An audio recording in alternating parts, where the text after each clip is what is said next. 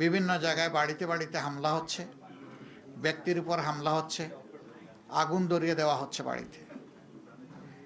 এটা তো ফেসিবাদী তৎপরতা।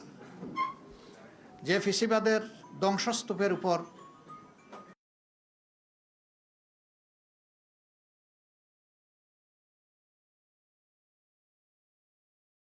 জাতির জন্য খুবই দুর্ভাগ্যজনক, এবং এর সম্পূর্ণ দায় তাদেরকে নিতে হবে যারা এই ধরনের অপকর্মে লিপ্ত হবেন। আমরা চাইলেও যদি তারা ইতিবাচক দ্বারা রাজনীতি না চান, তাহলে আমরা জোর করে ইতিবাচক রাজনীতি করতে পারবো না।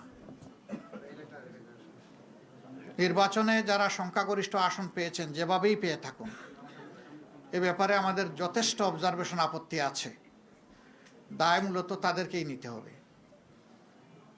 দেশের শান্তি শৃঙ্খলা রক্ষা করা হবে যদি তারা সরকার গঠন করেন, এটা তাদের দায়িত্ব।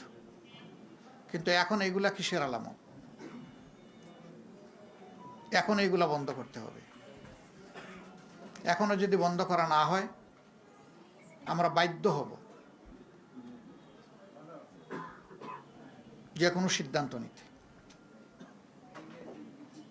এবং আমরা নিরীহ দেশবাসী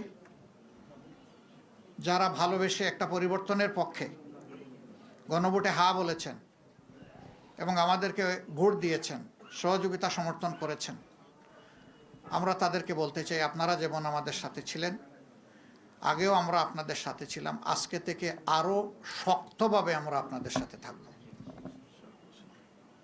ইনশাআল্লাহ।